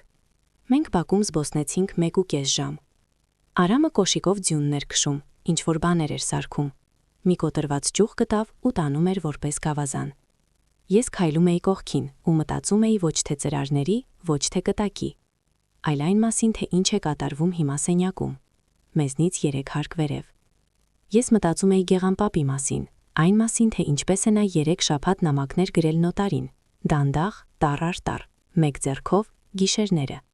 քանի դեռ բոլորը քնած էին։ Ինչպես է պայմանավորվել հանդիպման մասին, ինչպես է սպասել։ Այլ կերպ կանեմ, գրել էր նա ինձ այն ժամանակ։ Հիմա ես սկսում էի հասկանալ, թե դա ինչ էր նշանակում։ Երբ վերադարձանք, նոտարն արդեն չկար։ Գեղամ պապը քնած էր կամ ձևացնում էր։ Պահարանին պլանշետի կողքին մի թերթիկ էր դրված, փոքր, նոթատետրից պոկված։ Ձախ ձեռքի ամփույթ ձեռագիր։ Ես արդեն սովորել էի այն կարդալ։ Ինչպես սովորում են կարդալ ուրիշի դժվար տարատեսակային մարդիկ, ում դա երկար ժամանակ անհրաժեշտ է եղել։ 2 բառ։ Շուտով, համբերիր։ Ես ծալեցի թերթիկը, դրեցի գրպանս, դուրս եկա, նրան չարթնացնելով։ Այդ գիշեր Արամը երկար չէր քնում, եւս մեկ հեքիաթ էր խնդրում։ Հետո ջուր, հետո ասում էր, որ սենյակում ինչ-որ մեկը կա։ Ոչ ոք չկար, պարզապես փողոցի լապտերի ստվերներն էին։ Ես նստած էի կողքին ու սպասում էի։ Վերջապես նա քնեց արագ, ինչպես կարողանում են երեխաները, հանկարծ, նախադասության կեսից։ Տիգրանը ուշ եկավ։ Կոշիկները հանեց մթության մեջ, անցավ ննջասենյակ, առանց Արամին այցելելու։ Չմտավ ստուգելու քնած է, թե ոչ։ Ես պարկած լսում էի, թե ինչպես է նա պարկում, ինչպես է լռում։ Հետո վերկացա, պահարանի վերին դարակից զգուշությամբ հանեցի կաթսայի տուփը, տարա խոհանոց, դրեցի սեղանին, նստեցի ու նայում էի դրան օդակաշի թույլ, դեղնավուն լույսի տակ։ Վերցրի տաթևին մակագրությամբ ծրարը, պտտեցի ձեռքերումս, մատով սահեցրի եզրով, դրեցի հետ, վերցրի երկրորդ մեծ ծրարը, նոտարի մակագրությամբ, այն էլ պտտեցի, հետո շրջեցի, հակառակ կողմում, ներքևում, մանր տառերով, գրեթե աննկատ, եւս մեկ տող կար։ Ես առաջին անգամ չէի նկատել այն։ Այն ժամանակ ծննդյան օրվանից հետո ես նայում էի միայն երեսի կողմին։ Ծրարը մոտեցրի լույսին, մանր անհավասար ծրագիր, ձախ ձեռք, գիշեր, ջանք։ Բացիր միայն այն ժամանակ, երբ մնաս մենակ, բոլորովին մենակ։ Ես երկար նստեցի անշարժ, հետո զգուշությամբ ծրարները հետ դրեցի տուփի մեջ, փակեցի այն, տարա պահարան, վերադարձա անկողին։ Պատուհանից այն կողմ ձյուն էր գալիս, Տիգրանը շնչում էր կողքիս, բոլորովին մենակ։ Ես դեռ բոլորովին մենակ չէի, բայց զգում էի շուտով կլինեմ։ Ծննդյանս նախօրեին ես ինքս էի տորտ թխում, ոչ թե որովհետև ուզում էի, այլ որովհետև այդպես էր միշտ, ամեն տարի, ինքս։ Բիսկվիտ, գրեմ, վրան ելակ։ Արամը սիրում էր մասնակցել, կանգնած էր կողքիս աթոռակի վրա, շատ լուրջ դեմքով գտալով ինչ-որ բան էր խառնում։ Այս անգամ էլ էր կանգնած, խառնում էր։ Ժամանակ առ ժամանակ գրեմը լիզում էր գդալից ու ձևացնում, թե դա պատահական է։ Մամ, իսկ քո քանի տարին է լրանալու։ 36։ Դա շատ է։ Նայած ինչի հետ համեմատես։ Պապիկի հետ։ Պապիկի հետ համեմատած քիչ է։ Նա մի վայրկյան մտածեց։ Իսկ պապիկը կգա տոնին։ Պապիկը կլինի հյուրասենյակում։ Ես պապային կխնդրեմ սայլակը դուրս բերել։ Լավ, ասաց Արամը լուրջ։ Պապիկը սիրում է տոները։ Ես նայեցի նրան։ Նա նորից գրեմներ լիզում գդալից։ Պապիկը սիրում է տոները։ Որտեղից նրան այդ միտքը։ Գեղամ պապը տոներին միշտ նստում էր ուղիղ ու փակ, գրեթե խիստ։ բայց Արամը տեսնում էր ինչ-որ իրանը, մանկական, ճշգրիտ, գուցե այն, որ պապը միշտ ներկա էր, պարզապես կողքին էր, 6 տարեկան երեխայի համար դա հենց սերն է։ Տիգրանն այդ օրը զբաղված էր, առավոտից գնացել էր, վերադարձավ երեկոյան։ Երբ ես արդեն ափսեներն էի դասավորում, օգնեց սեղանը տեղափոխել։ Հարցրեց ամեն ինչ պատրաստ է։ Ես ասացի այո։ Նա գլխով արեց ու գնաց հագուստը փոխելու։ Երեկոյան, երբ ես զարդարում էի հյուրասենյակը պարզ շղթաներով, Արամն ինքն էր դրանք ընտրել խանութում։ Ես այցելեցի սկեսրայրիս։ Նա քնած չէր։ Նայում էր դրանը, կարծես սպասում էր։ Վաղը հյուրեր են գալու, ասացի ես։ Կուզենաք լինել հյուրասենյակում։ Աչքերի դանդաղ փակում։ Ես Տիգրանին կխնդրեմ սայլակը դուրս բերել։ Նա վերցրեց պլանշետը։ Հավաքում էր երկար, սովորականից երկար, կարծես բառերն էր ընտրում։ Հետո ինձ ցույց տվեց էկրանը։ Վաղը համբերատար եղիր։ Ինչ էլ լինի, համբերիր։ Ես կարդացի, նայեցի նրան։ Ինչ նկատի ունեք։ Նա նայում էր ինձ հանգիստ։ Չպատասխանեց։ Պարզապես նայում էր։ Լավ, ասացի ես։ Կհամբերեմ։ Ես կարծում էի նա ուրիշ բանի մասին է խոսում։ Եղբայրների։ Գուցե այն մասին, որ տոները մեզ մոտ միշտ ծանր են անցնում։ Ես չէի մտածում, որ նա նկատի ուներ հենց այն, ինչ նկատի ուներ։ Արամը վազելով եկավ առավոտյան ժամը 7-ին։ Չթակեց։ Ներս ընկավ թղթի կտորը ձեռքին։ Մեքենաներով պիժամայով, բոբիկ։ Մամա, ծնունդդ շնորհավոր, ես սարքել եմ։ Նա մեկնեց թուղթը։ Մատիտով նկար էր, ճանասիրաբար արված, տեղ-տեղ ջնջված ու նորից նկարված։ 3 կերպար։ Մեկը բարձրահասակ, զգեստով ես, մեկը փոքրիկ Արամը, երրորդը անվասայլակի մեջ։ Յուրաքանչյուրի վրա տպագիր տառերով գրված էր. իմ անունը, իր անունը, պապիկը, ոչ թե պապան։ 3 կերպար, եւ պապան նրանց մեջ չկար։ Ես նկարին նայեցի ավելի երկար, քան պետք էր։ Գեղեցիկ է, ասացի ես։ Շատ գեղեցիկ է, որդիս։ Պապիկին ցույց տանք։ Անպայման ցույց կտանք։ Հյուրերը եկան 6-ին։ Կարենն ու Ռուզանն առաջինը, ինչպես միշտ, որպեսի ընդգծեն իրենց ներկայությունը եւ զբաղեցնեն լավագույն տեղերը։ Ռուզաննը ծաղիկներ էր բերել, մեծ փունջ, գեղեցիկ, ակնհայտորեն թանկարժեք։ Համբուրեց այդս։ Տոնդ շնորհավոր, Տաթևիկ ջան, ինչ լավ տեսք ունես։ Դա նշանակում էր սովորականից լավ։ Այսինքն սովորաբար ոչ այնքան։ Նարեկն ու Անին եկան 20 րոպե ուշացումով։ Անին ներս մտավ այնպիսի մարդու տեսքով, ով եկել է ոչ թե ուրիշի տոնին, այլ սեփական ստուգմանը։ Շուրջը նայեց։ Սիրուն է, ասաց նա շղթաների մասին։ Դա նշանակում էր ուրիշ ձև հնարավոր չէր։ Մի քանի ընդհանուր ծանոթներ, Վալյա մորախույրը ամուսնու հետ, Տիգրանի գործընկերը կնոջ հետ, որոնց կյանքում 3 անգամ էի տեսել։ Բոլորը նվերներով, բոլորը ժպիտներով։ Տիգրանը հորը դուրս բերեց հյուրասենյակ։ Ես նրան խնդրել էի դեռ ցերեկը։ Նա գլխով արեց առանց առարկության։ Գեղամ պապը նստած էր պատի մոտ, սեղանից մի փոքր հեռու, ինչպես միշտ։ Ոչ թե սեղանի շուրջ, որովհետև սայլակը ամենտեղ հարմար չէր անցնում, այլ կողքին, մի քիչ հեռու, դիտորդի դերում։ Խնջույքն ընթանում էր իր հունով, կենացներ, ծիծաղ, զրույցներ։ Կարենը պատմում էր նոր օբյեկտի մասին, Անին խոսում էր մթերքների գներից։ Վալյա մորաքույրը հետաքրքրվում էր, թե ինչպես է Արամը մանկապարտեզում։ Տիգրանը գրեթե չէր նայում ինձ, նայում էր ափսեին, բաժակին, հեռախոսին։ Գեղամ պապը նստած լուր հետևում էր։ Ես երբեմն նայում էի նրան։ Նա ամեն անգամ պատասխան նայում էր ուշադիր, հանգիստ։ Հետո սկեսրայրս Տիգրանից ինչ-որ բան խնդրեց պլանշետի միջոցով։ Տիգրանը կարդաց, առանց արտահայտության գլխով արեց, վեր կացավ, դուրս եկավ ու մի րոպեից վերադարձավ մի տուփով։ Սպիտակ, սովորական ստվարաթղթե տուփ էր, ոչ մի արտասովոր բան։ Պապան ուզում է շնորհավորել հարսներին, ասաց Տիգրանը։ Ձայնը հավասար էր, մի քիչ լարված։ Սեղանի շուրջ բոլորն աշխուժացան։ Գեղամ պապը վերցրեց պլանշետը, հավաքեց։ Տիգրանը բարձրաձայն կարդաց. Ռուզանին։ Կարենը պիջակի գրպանից մի ծրար հանեց, բարակ, նրբագեղ եւ մեկնեց կնոջը։ Ռուզանը բացեց եւ նրա դեմքով ինչ-որ բան անցավ։ Զարմանք, հետո հաճույք, խնամքով չափավորված, որպիսի ագահ չերևա։ Նա հանեց մի մանյակ, ոսկյա, բարակ, մուգ քարով, բարձրացրեց, որ բոլորը տեսնեն։ Աստված իմ, սա չէ որ, լռեց, ամրացրեց վզին։ Որտեղից նրան սա։ կամաց հարցրեց Անին Նարեկին, գրեթե անձայն։ Նարեկը ուսերը թոթվեց։ Գեղամ պապը նորից հավաքեց։ Տիգրանը կարդաց Անիին։ Նարեկը վեր կացավ, գնաց միջանցք, վերադարձավ բանալիներով, սովորական կապոց, մեքենայի մակնիշով բրելոկով եւ մեկնեց կնոջը։ Ինչի բանալիներ են։ Անին նայում էր կապոցին։ Տիգրանը կարդաց պլանշետից։ Մեքենան բակում է, ձևակերպված է։ Անին մի ձայն հանեց, որը դժվար է բարերով նկարագրել։ Ինչ որ բան բացականչության ու հեծկլտոցի արանքում։ Ջանկեց բանալիները։ Նարեկը ծիծաղեց, շփոթված, ինչպես ծիծաղում են մարդիկ, ովքեր չէին սպասում, որ ամեն ինչ այսպես կլինի։ Ռուզանը շոշափեց իր մանյակը։ Բոլորը ծափահարում էին, ինչ որ բաներ ասում։ Ես կանգնած էի պատի մոտ ու ժպտում էի։ Սովորել էի պատի մոտ կանգնել ու ժպտալ։ Գեղամ պապը բարձրացրեց աչքերը, գտավ ինձ սենյակում։ Նայում էր երկար, ուղիղ,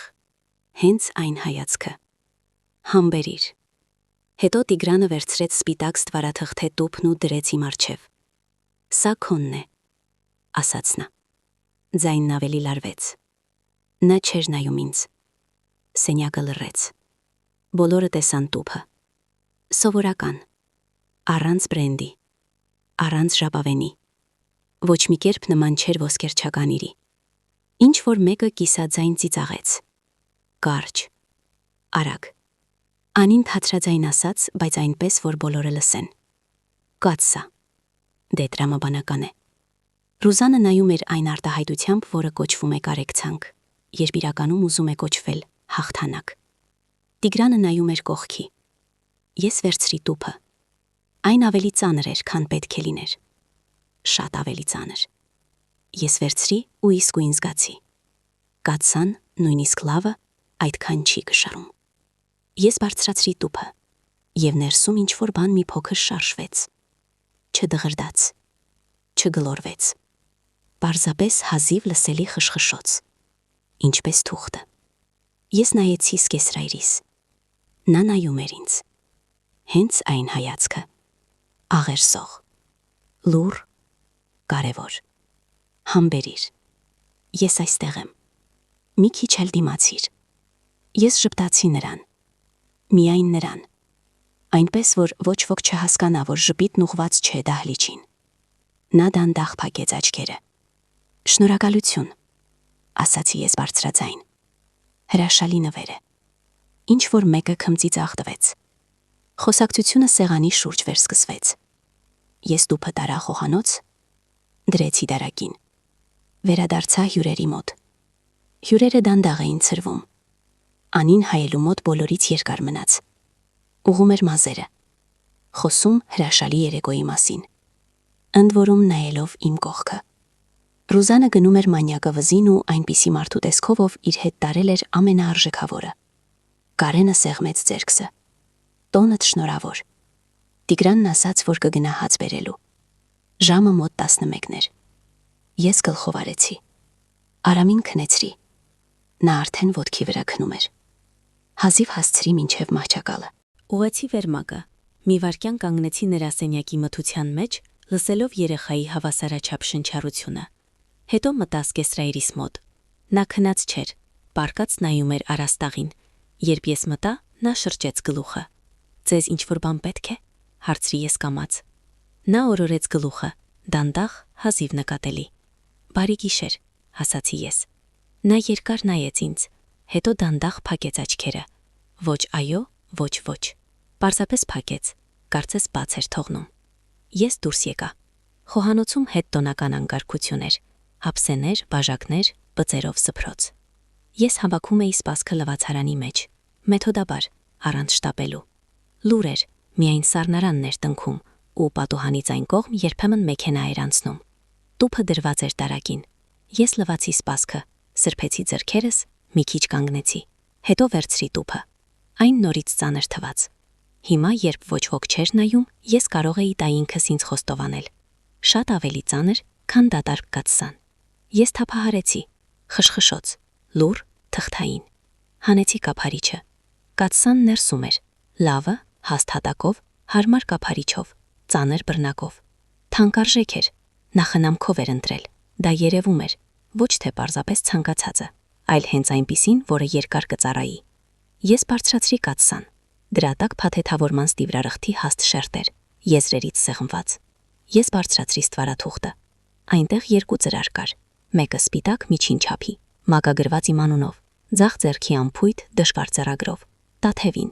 Տառերն անհավասար էին, ոմանք ավելի մեծ էին մյուսներից, երևում էր, որ ձեռքը հոգնում էր։ Երկրորդը մեծ էր, հաստ, վրան խնամքով պրոֆեսիոնալ ծրագրով, նոտար, պատճենը, և կողքին ամրակով ամրացված ևս մեկ թերթ, երկու տակ ծալված։ Ես կանգնած նայում էի դրան։ Պատի ժամացույցը ցույց էր տալիս 11:30։ Տիգրանը չէր վերադարձել։ Արամը քնած էր։ Սկեսրայրը իր սենյակում էր։ Գուցե նա էլ է արդեն քնած։ Բացիր միայն այն ժամանակ, երբ մնաս մենակ։ Ես մենակ եմ, բոլորովին մենակ այս խոհանոցում։ Ես վերցրի իմ անունով ծրարը, նստեցի սեղանի մոտ։ Ձեռքերս մի փոքր դողում էին, ոչ թե վախից, այլ ուրիշ բանից, կանխազգացումից գուցե, երբ երկար սպասում ես ինչ-որ կարևոր բանի։ Եվ ահա այն։ Ես բացեցի ծրարը։ Ներսում մի քանի թերթ կար, վանդակավոր թուղթ, սովորական տետրից պոկված։ Ձեռագիրը նույն ամփույթ ծախլիկն էր, բայց այստեղ ավելի դժվար էր։ Երևում էր, որ միանգամից չի գրել, տարբեր օրեր։ Ինչ որտեղ սեղմումն ավելի ուժեղ է, ինչ որտեղ տառերն ավելի մանր են, ինչ որտեղ տողը հանկարծ իջնում է ներքև, կարծես ձեռքը հոգնելու կախվել է։ Ջնջված բառեր, վերագրված։ Որոշ արտահայտություններ գրված էին երկու անգամ, մի փոքր տարբեր, կարծես փնտրում էր անհրաժեշտ է։ Ես սկսեցի կարդալ։ Տաթև, ես վատ եմ գրում։ Ներիր։ Երկար եմ գրել, մի քանի գիշեր։ Ուրիշ ձև չէի կարող։ Սկզբում ուզում էի պաշտոնական գրել, հետո մտածեցի. ոչ, պաշտոնականն առանձին կա։ Սա քոնն է, անձնապես, սա ավելի կարևոր է։ Ես խիստ մարդ եմ եղել ողջ կյանքս։ Բանակը մարդկանց խիստ է դարձնում։ Ես կարծում էի դա լավ է, հետո կարծում էի պարզապես անհրաժեշտ է։ Հետո դադարեցի այդ մասին մտածել ընդհանրապես, որովհետև արդեն այդպես էր։ Ես երբեք չեմ կարողացել բարձրաձայն շնորհակալություն ասել։ Կինս Նունեն, Աստված հոգին վուսավորի, ասում էր, որ ես քարից եմ։ Ես չէի վիճում։ Մտածում էի ավելի լավ է քարից ու ազնիվ, քան փափուկ ու անհուսալի։ Երբ ինսուլտը եղավ, առաջին բանը, որ զգացի, երբ հասկացա ինչ է կատարվում, ոչ թե վախն էր, այլ ամոթ է, որ հիմա պետք է կախված լինեմ։ Խնդրեմ, որ ինչ-որ մեկը պիտի փոխի իմ սավանները, գդալով կերակրի, ու ինձ այսպիսին տեսնի։ Մտածում էի ավելի լավ է միանգամից։ Հետո դու եկար։ Դու ամեն ինչ անում էիր հանգիստ, առանց խղճահարություն։ Ոչ այն իմաստով, որ քեզ համար մեկ էր, այլ այն իմաստով, որ դու ինձ չէիր նայում որպես դժբախտի։ Դու ինձ նայում էիր որպես մարդու, ում օգնություն է պետք։ Դրանք տարբեր բաներ են։ Ես միայն հետո հասկացա, թե որքան տարբեր։ Երբ դու առաջին անգամ բարձրաձայն ասացիր, որ մենք աշխատելու ենք խոսքի վրա, ես չէի հավատում։ 8 ամիս էր անցել։ Մտածում էի, էլ ինչ աշխատել։ Գնացքը գնացել է։ Դու չէիր վիճում, պարզապես սկսեցիր։ Ես հիշում եմ այն օրը, երբ ասացի քո անունը։ Ես գիշերը լաց էի լինում, ոչ ոք չտեսավ։ Դու ինձ վերադարձրիր իմ առաջին բառը, եւ դա քո անունն էր։ Ես երկար էի մտածում այդ մասին։ Ինչու հենց այն եղավ առաջինը։ Չգիտեմ։ Գուցե որովհետև այն ամենից հաճախ էր կողքիս լինում։ Արամը նա գալիս էր ինձ մոտ առանց վախի։ Դա կարևոր է։ Երբ փոքր երեխան չի վախենում, նշանակում է նրան ճիշտ են բացատրել։ Նշանակում է դու ես նրան ճիշտ բացատրել, որ պապիկը պարզապես պապիտ է, միայն թե սայլակով։ Նա գլուխը դնում էր իմ ծնկներին ու քնում։ Ես չէի շարժվում։ Մի ժամ երևի, վախենում էի արթնացնել։ Դա բոլոր դեղերից կարևոր էր, իսկապես։ Հիմա այն մասին ինչ պետք է ասեմ։ Ես գիտեմ Տիգրանի մասին։ Պատահաբար տեսա։ Նա նոթբուքը բաց էր թողել։ Նամակագրություն։ Ես ամեն ինչ կարդացի։ Չէի ուզում։ Բայց կարդացի։ Դա մի տարի առաջ էր։ Ես չեմ կարող ներել ինձ, որ քեզ ավելի շուտ ասելու ձև չգտա։ Չեմ կարող ու չեմ արդարանալու։ Ես վախկոտություն արեցի։ Մտածում էի ինչպես ասեմ, ինչպես բացատրեմ։ Երբ գրեմ, դու կկարծես, թե շփոթում եմ, թե գլխիս հետ ինչ-որ բան այն չէ։ Ասեմ նրան ուղղակիորեն։ Ինչ ասեմ։ Բառը չկար։ Դավաճան։ Նա կհեռանա։ Դու կմնաս այստեղ մենակ։ Առանց նրան ինձ էլ ձեռքերիդ վրա։ Ես վախենում էի ավելի վատ դարձնել։ Հետո հասկացա ինձ ժամանակ են տվել։ Ես դեռ ողջ եմ։ Նշանակում է պետք է ինչ-որ ճիշտ բան անել։ Քանի դեռ ողջ եմ։ Ես նամակագրություն ունեի նոտարի հետ։ Նա լավ մարդ է։ Եվ ազնիվ նոտար։ Ես նրա մասին իմացա վերականգնողական կենտրոնի միջոցով։ Բուժքրոջը խնդրեցի տեղեկություններ հավաքել։ Մենք 3 շաբաթ նամակագրություն ունեցանք։ Հետո նա եկավ։ Մենք ամեն ինչ ձևակերպեցինք ճիշտ։ Ըստ օրենքի։ Տիգրանը քեզ արժանի չէ։ Սա ես ասում եմ որպես նրա հայր։ Ես ինձնից պատասխանատվությունը չեմ հանում։ Ես եմ նրան դաստիարակել։ Ես տեսել եմ ինչպիսին էր մեծանում։ Ես չափազանց շատ բաներ էի նրան ներում, երբ նա երիտասարդ էր։ Որովհետև նա միջնեկն էր։ Իսկ միջնեկներին միշտ ավելի քիչ ուշադրություն է հասնում։ Սա իմ մեղքն է նույնպես։ Բայց հիմա դու պիտի որոշես։ Հեռացիր նրանից։ Ոչ թե որովհետև ես եմ խնդրում, այլ որովհետև դու արժանի ես ապրել քո սեփական կյանքով։ Ոչ թե ուրիշի, այլ քո։ Դու այսքան տարի օգնել ես մի օտար մարդու, ով երբեք չի կարողացել շնորհակալություն հայտնել։ Դա ժամանակ է։ Դա քո կյանքն է։ Հիմա այն վերադարձրու քեզ։ Արամը լավ մարդ կմեծանա։ Ես դա տեսնում եմ։ Դու նրան ճիշտ կդաստիարակես։ Բնակարանները, հաշիվները, ամառանոցը, այդ ամենը քոնն է եւ Արամինը։ Ես ձևակերպել եմ այնպես, ինչպես կարող էի։ Նոտարը բացատրեց ինչպես անել ճիշտ, որպեսզի չբողոքարկեն։ Նա խելացի կին է։ Փաստաթղթերը կողքի ծրարում են։ Եղբայրները դժգոհ կլինեն, բայց նրանք կյանքի սորոք ինձնից բողականաչափ ստացել են։ Կարենին օգնել եմ առաջին բիզնեսի հարցում։ Նարեկին մշտական գումարներ մինչև աշխատավարձը, որը ես երբեք չեմ տեսել։ Ռուզանին զարդը, Անիին մեքենան հենց նոր։ Ես տվել եմ քանի դեռ կարող էի։ Հիմա այնինչ մնացել է քոնն է։ Ոչ թե այն պատճառով, որ դու 7 տարի խնամել ես, դա սխալ պատճառ կլիներ։ Կարծես ես վճարում եմ աշխատանքի համար, այլ որովհետև դու միակն էիր, ով իսկապես կողքիս էր։ Կա տարբերություն։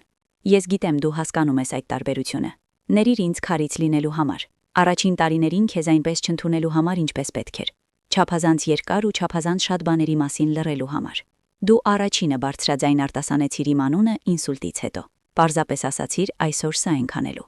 Ու ես հանկարծ հիշեցի, որ ես մարդ եմ, այլ ոչ թե ախտորոշում։ Դու չգիտեիր ինչ ես անում, պարզապես անում էիր։ Կացան լավն է, հաստ հետակով, երկար կծառայի։ Ինքս եմ ընտրել։ Քո հայր Գեղամ։ Ես կարդացի վերջին տողը եւ երկար նստեցի թղթերի վրա։ Ժամացույցը ցույց էր տալիս գիշերվա 12:30։ Պատուհանից այն կողմ լռություն է։ Տիգրանը չէր վերադառնում։ Քո հայր Գեղամ։ Ես չէի լացում։ Ոչ թե զսպում էի ինձ, այլ պարզապես արդյունք չկար։ Կար մի ուրիշ բան։ Լուր, հաստատուն։ Կարծես ինչ որ բան իր տեղն ընկավ, դանդաղ, առանց աղմուկի։ Ես ծալեցի թղթերը, դրեցի ծրարի մեջ։ Վերցրի նոտարի նշումով երկրորդ ծրարը, բացեցի։ Ներսում նոտարական վավերացմամբ կտակներ։ Մի քանի թերթ պաշտոնական ձևաթղթերի վրա։ Կողքին նվիրատվությունը։ Գործունակության մասին եզրակացությունը թվագրված 6 ամիս առաջ։ Ամեն ինչ կարված էր, ստորագրված, կնքված։ Ես թերթում էի դանդաղ։ Մի քանի անգամ կարդում նույն տեղը, որովհետև սկզբում չէի հավատում։ Բնակարանը նվիրատվություն իմ անունով, նախորոք ձևակերպված։ Ամառանոցը կտակով։ Բանկային հաշիվը կտակով։ Հիմնական բնակարանը, որտեղ ապրում էինք, նույնպես ամեն ինչ։ Ես նստած էի այդ թղթերի վրա, դրսում գիշեր էր, սառնարանը տնքում էր ու տանը ինչ որտեղ լուր տկտկում էր ժամացույցը։ Վեր կացա, հանեցի կացան տուփից, պահեցի ձեռքերումս, ծանր էր, լավ հատակով, ինչպես նա էր գրել, դրեցի գազօջախին, պարզապես դրեցի։ Հետո վերցրի 2 ծրարներն ու գնացի նրա մոտ։ Նրա սենյակի դուռը կիսաբաց էր։ Ես միշտ այդպես էի թողնում, որ լսեմ, եթե գիշերը մի բան լինի։ Ներս նայեցի։ Նա քնած չէր, պառկած նայում էր դրանը, կարծես սպասում էր։ Ես ներս մտա, նստեցի կողքի աթոռին, վերցրի նրա առողջ ձեռքը, կարդացի, ասացի կամաց։ Նա նայում էր, աչքերը այն նույն ուշադիր, վառվող աչքերը, որոնց ինսուլտը չէր դիպչել, նայում էին ինձ։ Ամեն ինչ կարդացի, նա չէր շարժվում։ Դուք սա վաղուց եք գրել։ Նա մեկնվեց դեպի պլանշետը, դանդաղ հավաքեց ու ցույց տվեց։ Կես տարի առաջ վախենում էի չհասցնել։ Ես բռնել էի նրա ձեռքը, նայում էի այդ մեծ ծանր ափին, մի մարդու ափի, ով ողջ կյանքում աշխատել էր ձեռքերով, կառուցել, գծել, պահել։ Ինչու կացա։ Նա ժպտաց դեմքի մի կողմով, այն կողմով, որը լսում էր իրեն, վերցրեց պլանշետը, երկար հավաքում էր, գրեթե հաճույքով։ Տառերը դանդաղ էին դուրս գալիս, բայց վստահ, ցույց տվեց ինձ, որպեսզի նրանք կարծեն, թե դու ոչինչ չես ստացել, որպեսզի չգողանան մինչև քեզ հասնելը։ Ես նայեցի այդ բառերին, հետո նրան։ Դուք գիտեիք, որ նրանք կստուգեն, աչքերի դանդաղ փակում։ Դուք ամեն ինչ հաշվարկել էիք, նորից դանդաղ փակում։ Ես բռնել էի նրա ձեռքն ու լռում էի, նա նույնպես լռում էր։ Դրսում գիշեր էր, մութ, հանգիստ, արդեն ապրիլյան։ Բաքվում ձնալի առաջին հետքերն էին, ասացի վերջապես։ Դուք նամակի վերջում գրել էիք քո հայր։ Նա նայում էր ինձ։ Կարելի է ես ձեզ հենց այդպես էլ կոչեմ, իմ մտքում։ Երկար դադար, աչքերի դանդաղ փակում։ Ես մեկ անգամ սեղմեցի նրա ձեռքը։ Նա պատասխան սեղմումով չպատասխանեց։ Աջ ձեռքը գրեթե չէր լսում իրեն, բայց մատները մի փոքր դողացին, հազիվ նկատելի։ Դա բավական էր։ Բարի գիշեր, ասացի ես, պապա։ Ես վեր կացա, դուրս եկա, լուր ու զգուշությամբ փակեցի դուռը։ Միջանցքում մութ էր, Տիգրանը դեռ չէր վերադարձել, մտա խոհանոց։ Կացան գազոժախին էր, դա տարք սառը։ Ձերքս դրեցի կափարիչին։ Լավ կացսա է, հաստ հատակով, երկար կծառայի։ Դրսում լուսանում էր։ Նա մահացավ ծննդյանս օրվանից 3 շաբաթ անց, գիշերը, լուր։ Սիրտը պարզապես կանգ էր առել։ Այդպես ասած բժիշկն արդեն առավոտյան, երբ ես նախաչաշով բացեցի նրա սենյակի դուռն ու շեմից իսկույն հասկացա լռությունից, ոչ թե ձայնի բացակայությունից։ Նրա սենյակի լռությունը միշտ առանձնահատուկ էր, կենթանի, այլ մի ուրիշ լռությունից, վերջնական։ Ես սկուտեղը դրեցի պահարանին, վերցրի նրա ձեռքը, նստեցի կողքին, երկար, առանց ժամանակը հաշվելու։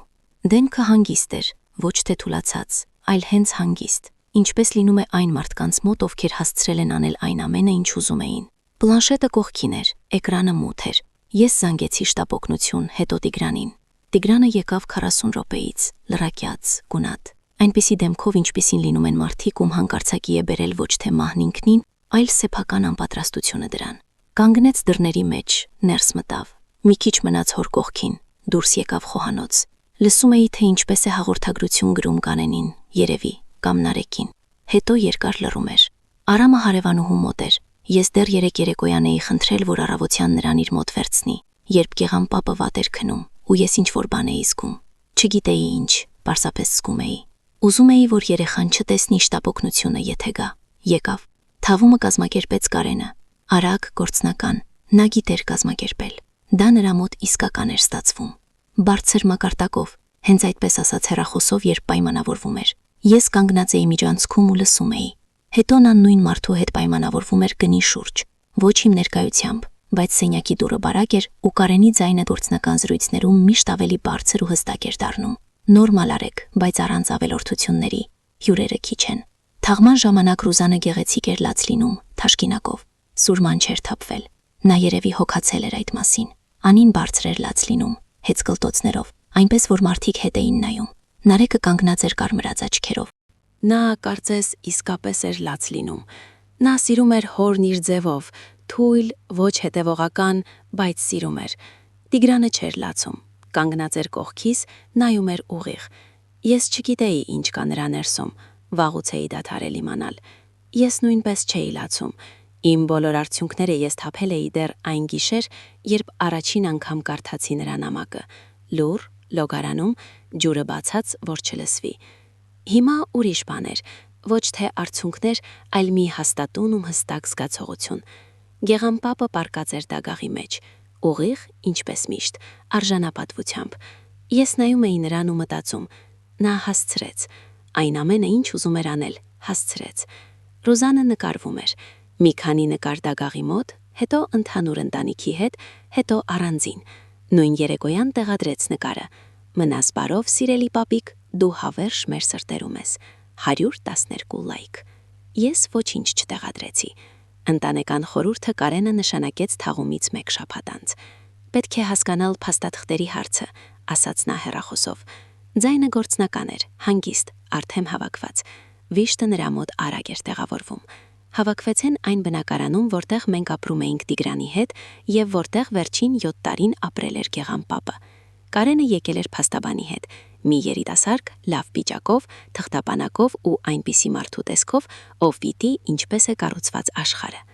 Ռուզանը նստած էր ամուսնու կողքին, ուղիղ, ձեռքերը ծնկներին դրած։ Նարեկն ու Անին դիմացը, Անին նայում էր ինձ այն առանձնահատուկ արտահայտությամբ, որը ես տարիների ընթացքում ուսումնասիրել էի մինչև վերջին գիծը, հաղթանակ, խնամքով փաթեթավորված կարեկցանքի մեջ։ Տիգրանը նստած էր կողքիս, չէր նայում իմ կողմը։ Փաստաբանը բացեց թղթապանակը, սկսեց խոսել օրենսդրության մասին, ժառանգության հերթականության մասին։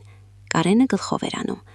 Ըստ օրենքի գույքը բաժանվում է առաջին հերթի 3 ժառանգների, որդիների միջև, ամփոփեց փաստաբանը։ Լսիր Տաթև, ասաց Կարենը շրջվելով դեպի ինձ, ձայնը մի փոքր փաթքեց, գրեթե վստահելի դարձավ։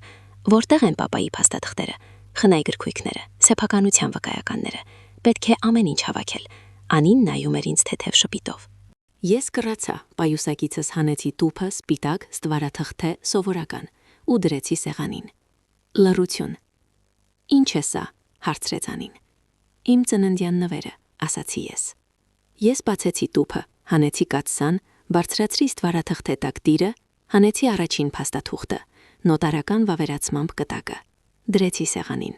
հանեցի երկրորդը, բնակարանի նվիրատվությունը, դրեցի կողքին, երրորդը, ամառանոցի նվիրատվությունը, չորրորդը, բանկային հաշվի փաստաթղթերը, հինգերորդը, հոգեբույժի եզրակացությունը գեղամի գործունակության մասին, թվագրված մահից 6 ամիս առաջ։ Դասավորում էի դանդաղ, մեկ առ մեկ, ինչպես խաղաթղթերը։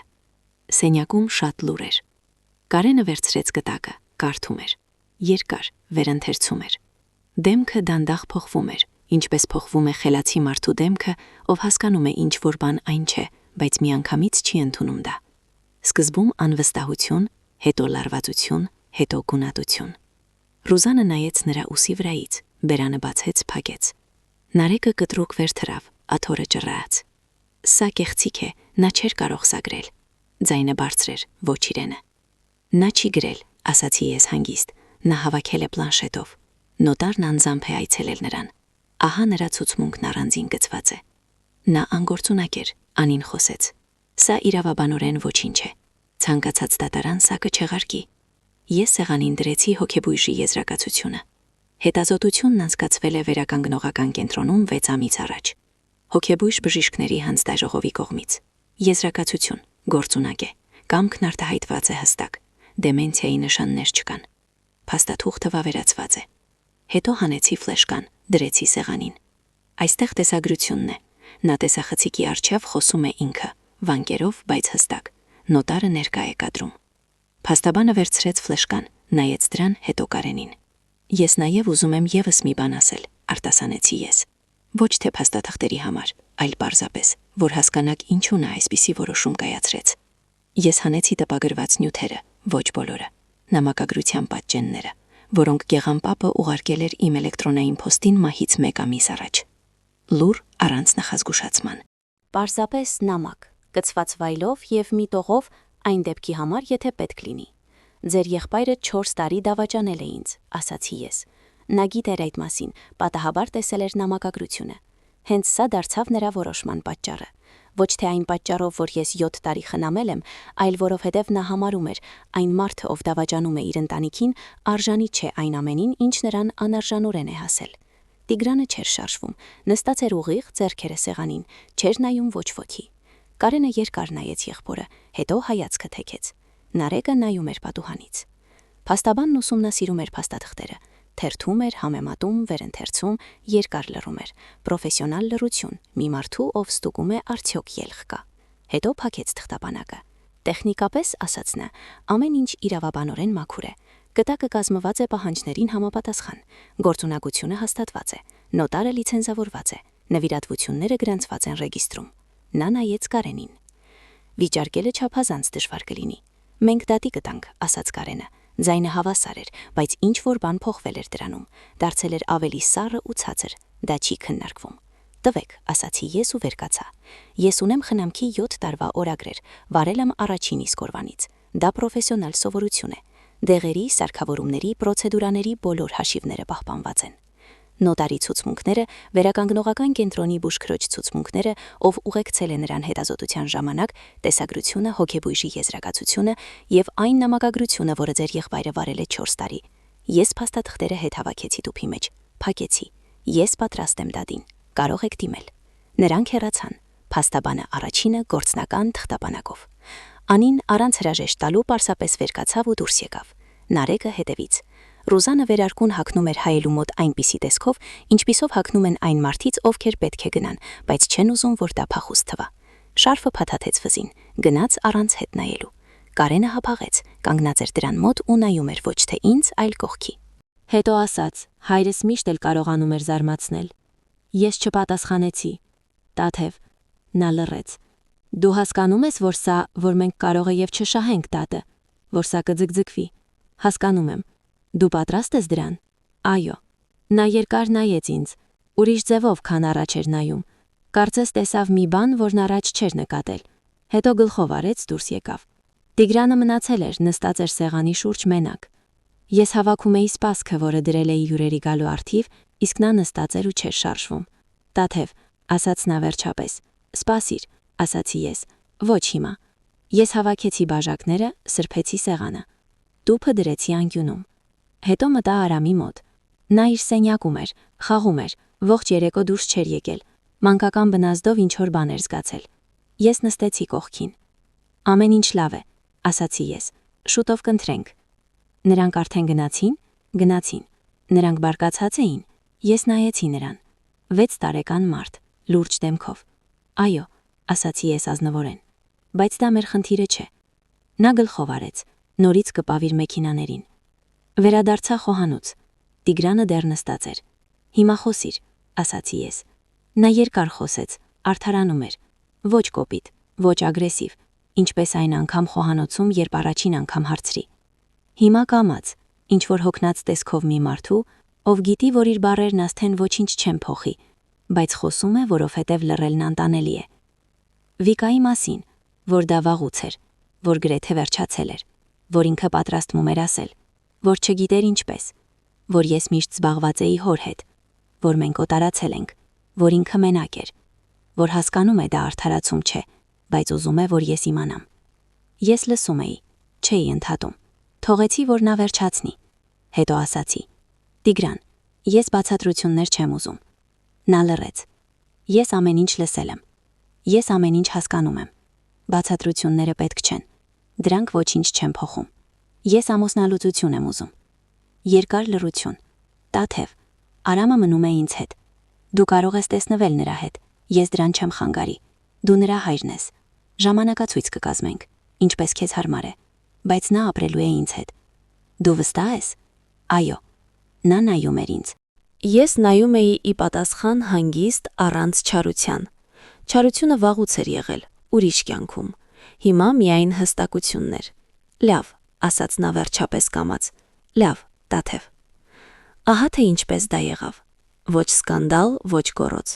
ոչ կոտրված սպասք ու ոչ էլ շրխկոցով փակված դուռ։